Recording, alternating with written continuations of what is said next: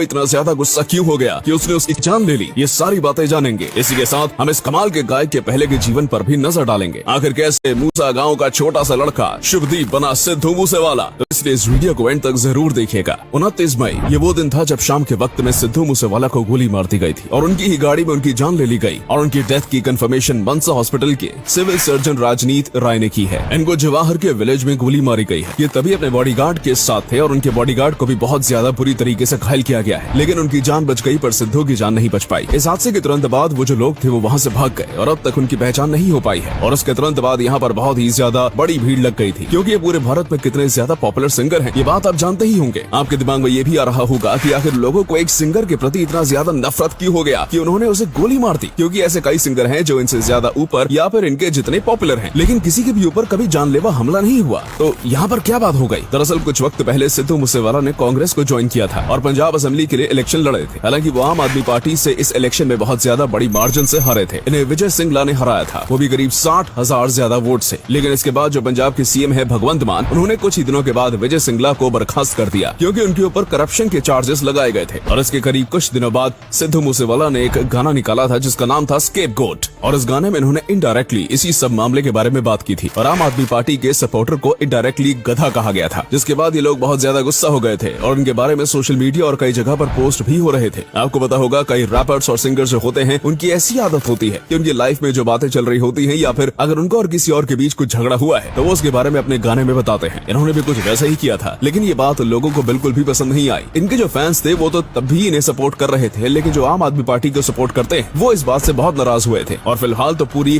कार्यवाही खत्म नहीं हुई है, लेकिन लोगों का इसी तरफ इशारा करना है कि कहीं न कहीं यही वजह होगी लोगों के अंदर उनके खिलाफ पैदा करने की। और इन्होंने अपने गाने के जरिए जो छोटी सी चिंगारी लगाई थी वो बहुत बड़ी आग बन गई और इनकी ही जान की कीमत ले बैठी। और अब आप देख रहे होंगे कि सोशल मीडिया से लेकर हर जगह पर इनकी बातें चल रही हैं, क्योंकि ये कई लोगों के दिल की धड़कन थे। लोगों को इनके पंजाबी सॉन्ग्स बहुत ज्यादा पसंद आते थे और एक प्रकार से कहा जाए तो इन्होंने ही पंजाबी सॉन्ग्स में रेवोल्यूशन लाया था। तो इस बात में भी कोई गलत बात नहीं होगी। ये पंजाबी ओल्ड फोक म्यूजिक और आज के मॉडर्न रैप को एक साथ मिलाकर बेहद ही कमाल का गाना बनाते थे। और इसी के बाद से बाहर के लोग भी पंजाबी सॉन्ग्स को बहुत ज्यादा सुनने लगे, इसलिए इन्हें पंजाबी सॉन्ग्स इंडस्ट्री या फिर कहूँ इंडियन म्यूजिक इंडस्ट्री में बहुत ही बड़ा लेजेंड माना जाता था। लेकिन हमेशा से ऐसा नहीं था। इन्हें यहाँ तक पहुँचने के लिए बहुत ही ज्यादा स्ट्रगल करना पड़ा। इनका जन्म मानसा जिले के मूसा गांव में हुआ था और यही कारण है कि इन्होंने अपने नाम में सिद्धू मूसेवाला रखा, वरना इनका असली नाम शुभदीप सिंह सिद्धू है। इन्हें बचपन से ही म्यूजिक का बहुत ज्यादा शौक हुआ करता था, तभी ये पुराने पंजाबी फोक म्यूजिक सुना करते थे। और इसके बाद इन्होंने मानसा जिले से ही अपनी एजुकेशन को पूरा किया। लेकिन इसके बाद जब इन्हें डिग्री चाहिए थी तो इन्होंने इंजीनियरिंग करने का सोचा और इलेक्ट्रिकल इंजीनियरिंग में डिग्री भी ली। ये अपने कॉलेज दिनों में बब्बू मान के गाने काफी ज्यादा सुना करते थे, इसकी वजह से इन्हें भी सिंगिंग करनी थी। लेकिन ये तभी सॉन्ग्स को लिखते नहीं थे, इसलिए इन्होंने सॉन्ग राइटर से बात की। लेकिन तभी के जो बड़े बड़े सॉन्ग राइटर्स थे उनकी प्राइस इतनी ज्यादा थी कि सिद्धू मूसेवाला अफोर्ड नहीं कर सकते थे। इसके बाद इन्हें एक बहुत ही ज्यादा अच्छा सॉन्ग राइटर मिला था जो कि इनके साथ कम पैसों में भी काम करने के लिए तैयार था। लेकिन उसने इन्हें यहाँ से वहाँ भगाया, कभी यहाँ पर बुलाता तो कभी वहाँ पर, यहाँ तक कि उसने कई बार इन्हें अपने घर पर भी बुलाया है और उसके बाद वहाँ से इन्हें वापस भेज दिया। और इस बात से तंग होकर इन्होंने तय किया कि ये अपने खुद के सॉन्ग्स लिखेंगे और ये भी तय किया कि ये कभी भी किसी और के द्वारा लिखे गए सॉन्ग्स को नहीं गाने वाले हैं। इसके बाद इन्होंने सॉन्ग लिखना शुरू किया और देखा कि ये असलियत में सॉन्ग्स लिखने में बहुत माहिर हैं और इन्होंने अपने अंदर के असली हुनर को पहचाना। इसके बाद निंजा नाम के एक सिंगर हैं जिन्होंने इनके गाने को लाइसेंस किया और वहीं से ही इन्हें पहली बार बड़ा एक्सपोजर मिला था। इसी के साथ पंजाबी चैनल पर एक शो आया करता था जिसमें वो अपकमिंग या फिर छोटे सिंगर्स को गाने का मौका देते हैं। इन्हें भी इसी शो में देखा गया था और उसके बाद दीप चंदू नाम के बहुत ही बड़े पंजाबी सिंगर ने भी इनके द्वारा लिखे गए एक गाने को गाया था। लेकिन फिर ये अपनी आगे की पढ़ाई करने के लिए कनाडा चले गए थे और पहले तो इनका वहीं पर सेटल होने का प्लान था और वहाँ पर जाने के बाद ये और भी कई आर्टिस्ट से मिले और इनका कॉन्फिडेंस और भी ज्यादा बढ़ा और फिर इन्होंने खुद गाने गाना शुरू कर दिया। और स्टार्टिंग में इन्होंने जो गाने गाए वो काफी अच्छे गाए, लेकिन इन्हें वो सक्सेस नहीं मिली थी जिसके ये हकदार थे। लेकिन वो दिन भी बहुत ज्यादा जल्दी आ गया। इन्होंने सो हाई नाम का एक गाना गाया था जिसने इनके सारे रिकॉर्ड्स तोड़ दिए। इसके बाद इनके जो नए गाने आने लगे सब के सब वायरल होने लगे और ये एक इंटरनेट सेंसेशन बन गए। इन्होंने पंजाबी म्यूजिक इंडस्ट्री को ना बस पंजाब बल्कि पूरी इंडिया में फेमस किया और कई जगह पर तो इंडिया के बाहर भी ये फेमस थे। और इसके बाद इन्होंने कभी भी पीछे मुड़कर नहीं देखा। हालांकि हाल ही में जो हादसा हुआ है वो बहुत ज्यादा दुखद है। भले ये बहुत ज्यादा फेमस थे लेकिन अभी ये और आगे बढ़ते जा रहे थे और ये चमकते सितारे थे जिनके हर एक नए गाने उनकी ऊंचाइयों की ओर बढ़ा रहे थे। लेकिन उनकी ये गलती कहें या फिर उनकी किस्मत कहें कि इनकी छोटी उम्र में इन्होंने हमें अलविदा कह दिया और अभी हम बस एक ही उम्मीद कर सकते हैं कि ये जहाँ पर भी